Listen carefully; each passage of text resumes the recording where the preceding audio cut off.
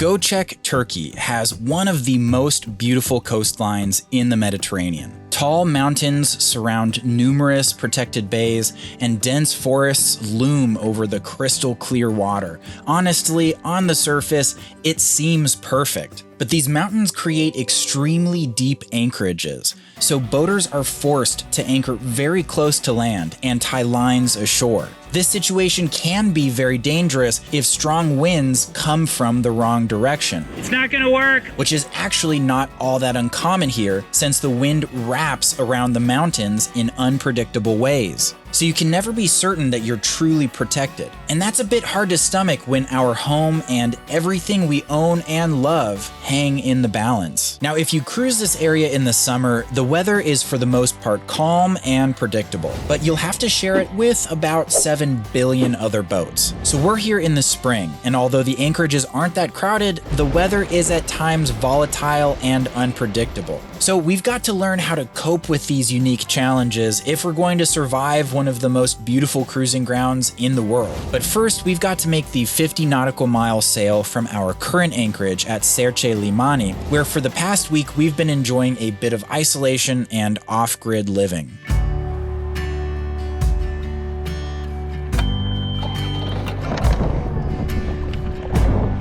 Okay, go ahead.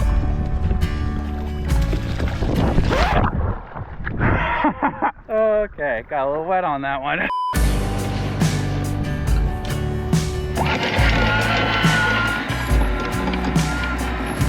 I'm out sunglasses. Here you go.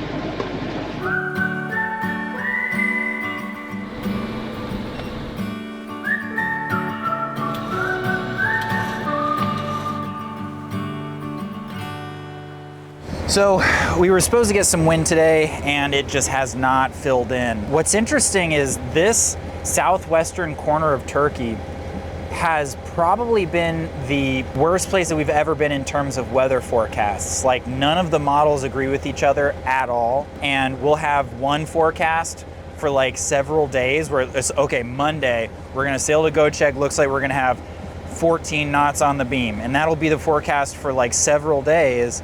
And then the day of, and it's completely different. I've never been to a place where the forecasts are so unreliable. And I think it has to do with the coast here, because you've got the Aegean Sea meeting the Eastern Mediterranean, and so you have different weather systems that can kind of come into play. But then the shore is tall mountains with very long peninsulas and very deep bays. All of that landmass stuff is so dynamic, and it affects the weather in such dynamic ways that the models just can't handle it.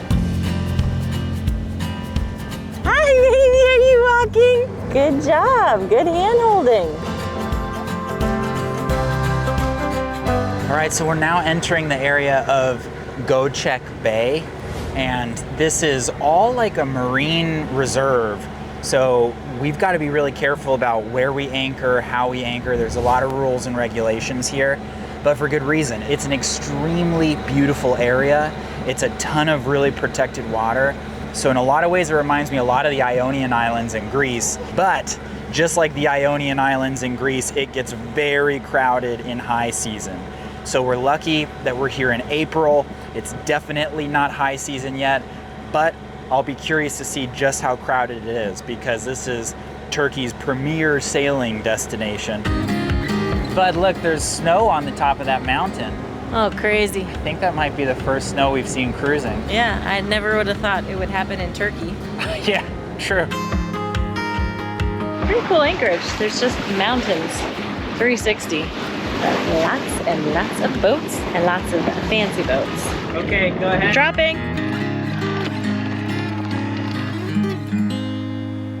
We made it, baby. Are you gonna fall down the companionway? Yes, she is. She's like, hang on, guys. Just trust me on this one. Yeah, right. So how do you like our anchorage? It's really pretty. It's a lot like our remote anchorage that we were just at, but on a bigger scale and with civilization and people everywhere. If we have to be in civilization, it's a really nice spot. I get the appeal of Göcek. Yeah, I'm cautiously optimistic. We're in really deep water. It's like 65 feet deep here. And so I had to basically let all of our chain out to get a 4-to-1 scope, which is a little on the low side, but acceptable. And the forecast is looking really good for the next 2 days. So we're only probably gonna be here for 2 days, so I think it's okay.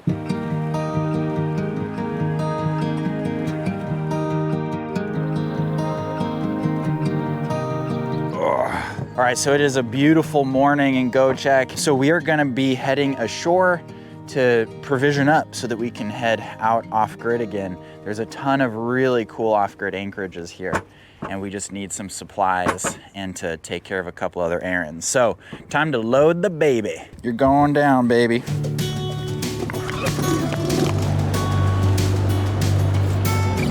This is a nice dinghy dock. It's really nice. I think this is the most fancy place we've been to on our own boat. You know, like when we were on super yachts, obviously we went to super fancy places. This is definitely kind of a ritzy vacation town in the middle of nowhere, and it was built for one purpose, and that is like boating vacations. Man, this is a really nice town. Lots of nice shopping and fancy buildings. Oh, What? that place looks good. Oh, whoa. Yeah, that does look good.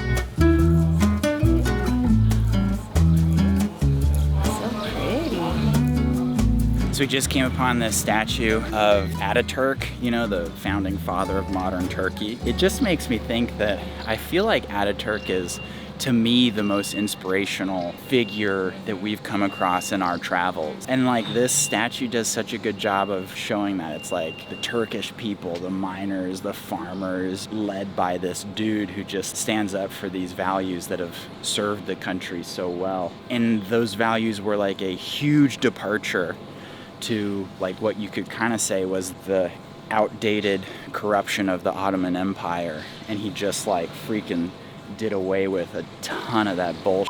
And it's just really cool to see the Turkish people immortalize him so much, you know? How's your drink, buddy?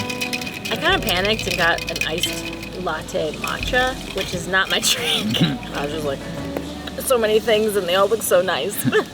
You might wonder where the two little ones are, and they're down here playing in the rocks. He's just like, I'm your boss. Yeah. Say it. Oz is being tortured. Wow. Oh my Isabella, you're going to love that. Look at her, she's like, let me in Give there. me that strawberry. So what do we got, buddy? I got like a Turkish scramble. We got poached egg, avocado toast. And we got the like meaty man breakfast right here. This is such a treat after having rice and beans for like 4 days. Yeah.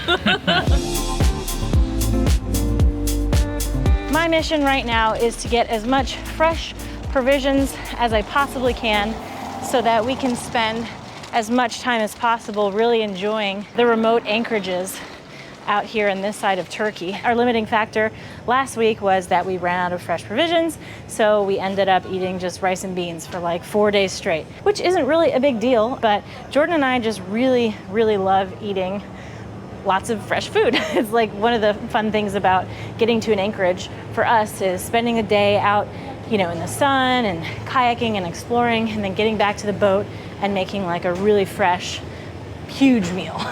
So I'm gonna fill up as much as I can.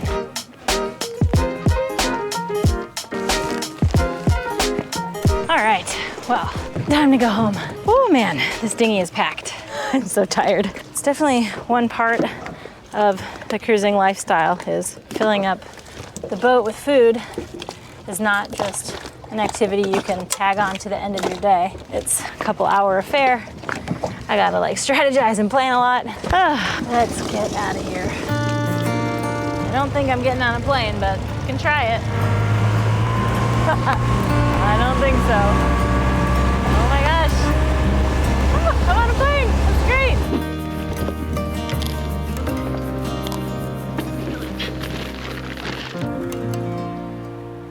So I want to take a quick minute to tell you guys about the sponsor of today's video, Babbel. For us as we travel, learning a little bit of the local language can be extremely helpful in a lot of ways. I mean, going to the hardware store or restaurants, grocery stores, but the thing that's probably the most important is just generally, when we interact with people and they can see that we're making an effort to learn some of their language, things just go completely different. Our relationships turn out different, people receive us in a different way, and honestly, like, doors kind of open for us in a way that I don't think that they would otherwise. And so making an effort to learn the language where you are at any given moment, I think is vitally important to your travel experience. And it can be really simple phrases like Nasıl gidiyor or Evin çok güzel. And one of my favorite things about Babbel is that it focuses on teaching you real-world, practical conversations about business, travel, relationships, and more. Do you say it like this?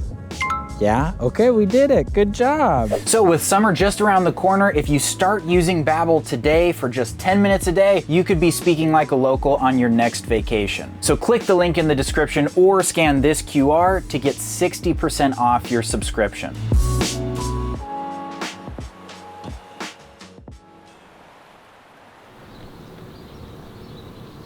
Okay, good morning. Well, we are planning on getting underway this morning, and we were gonna do it kind of leisurely because our next anchorage is only like an hour and a half away. But the forecast models have not predicted any wind at all for like the last week.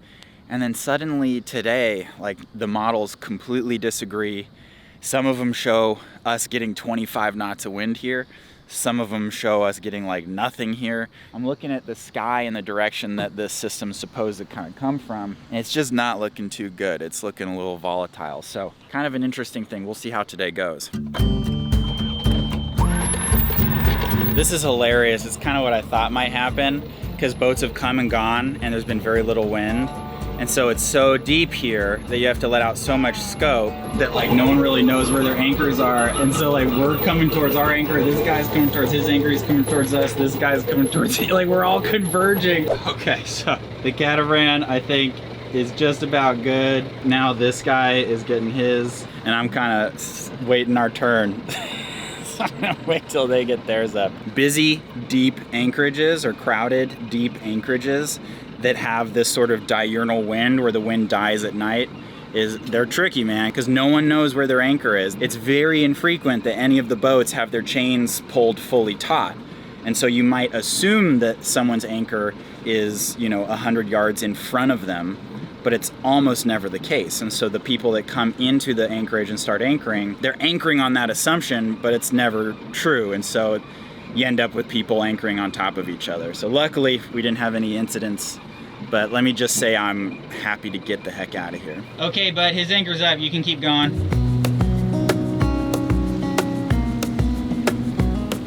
Bye-bye, Göcek. Bye-bye. Yeah, so all of a sudden, it's very, very crazy out here. So that wind did fill in. And it's so weird because only one model of the 6 that I was looking at predicted winds like this. I've aborted the anchorage that we were gonna go to. That anchorage was a little on the crowded side and a little exposed to this wind, like just a little. So we're gonna cruise to another spot where we should be really protected from this, but wow. We're coming into this little cove that I saw. I'm not thrilled with it because it's a little deeper than I thought it was gonna be. Well, compared to out there, this is really nice. Okay, so we're gonna try something kind of, I don't know, might not be a good idea. We'll find out. We're gonna anchor in this little cove here that's very deep. And we're gonna drop the anchor in like 90 feet of water. To understand why I'm concerned about this, we need to talk first about scope. Scope is the ratio between the amount of chain you have out compared to the depth of the water where you dropped the anchor. And it's the most important factor that prevents the anchor from dragging. The problem with anchoring in 90 feet of water is we've only got 300 feet of chain, which means that our scope would be about 3-to-1. Now, I like to anchor with at least 5-to-1 scope. We could do less, and plenty of people do, but I just never feel comfortable about it. Now, this particular anchorage is not only deep, but it's also very steep. In this situation, if the anchor was ever pulled downhill, it would quickly drag. So when anchoring on steep shorelines, we'd tie lines ashore to make sure that the anchor only ever pulls uphill. But now the boat is extremely close to the rocks, so if the anchor drags, we could be in serious trouble, which makes having a solid amount of scope even more important. Now, we've anchored in this way with lines tied ashore a lot successfully in Greece and Turkey, but we've never done it in water over 60 feet and never with such a short scope. So to me, the idea of anchoring in 90 feet of water is just absolutely bananas, but realistically, it's the norm here in Göcek. So I figured we should give it a try and see if we could make it work. Yeah, let's see how this goes. Dropping.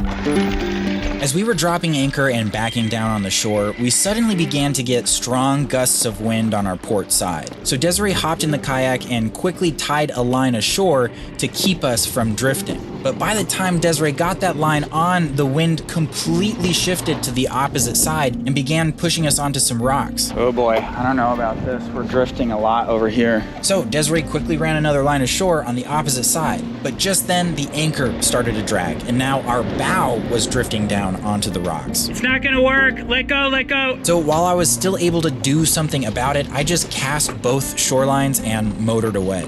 It, bud, it's not working. You're gonna have to collect the lines and come out and meet me. Okay, standing by. Get out, go ahead.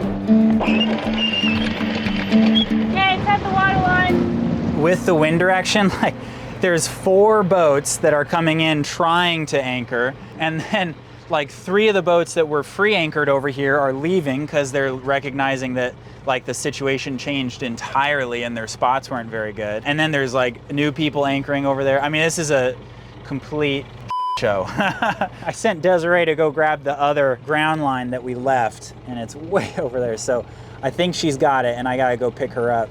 Well, good job, buddy. Oh, thanks. Way to abort anchoring mission. That was really intense. I thought today was supposed to be an easy day.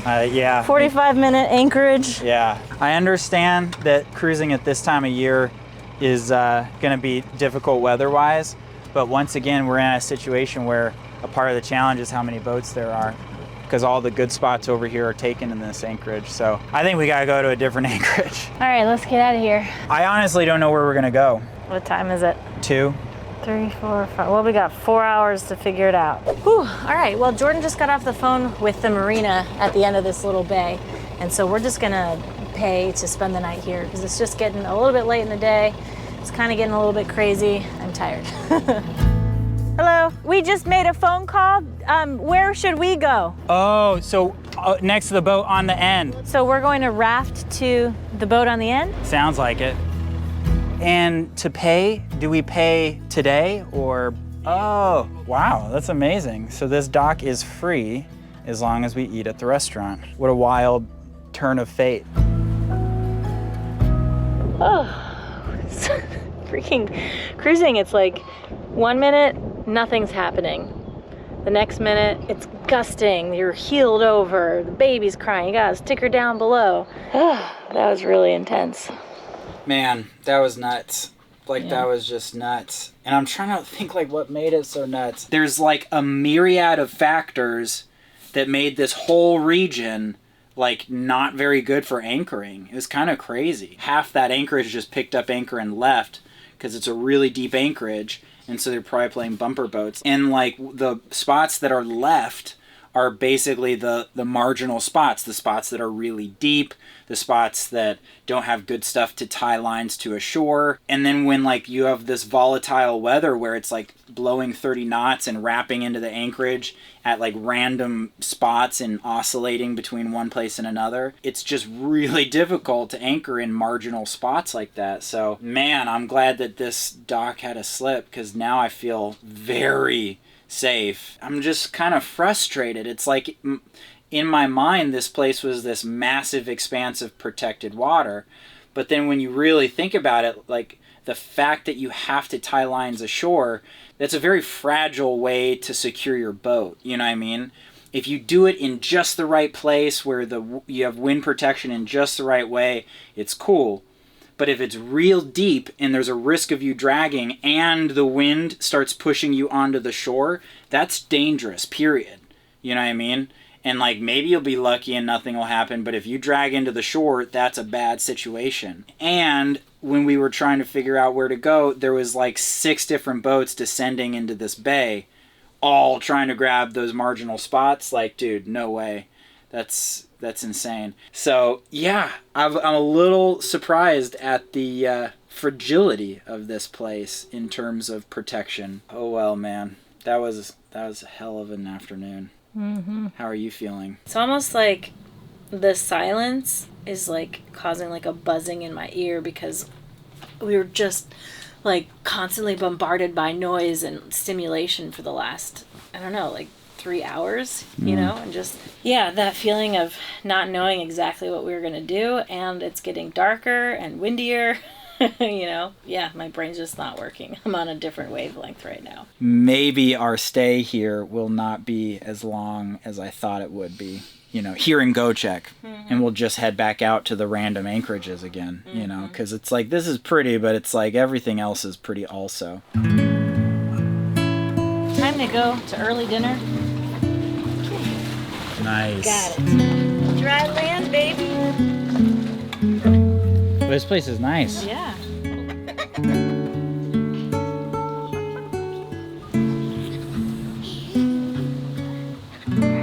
Wow, bud, look at this. I know, and especially like in the trees with the boat in the background. I mean, that's just so beautiful, man. What a crazy turn of fate. I know. Yeah, I wasn't expecting this tonight. But yeah, I just can't express enough how I was just exhausted and frustrated and stressed out. And then here we are. Perfect situation. I would not ask for anything else if I could. I feel like that's just something that's so typical of what we do. It's like you just don't know what's gonna happen.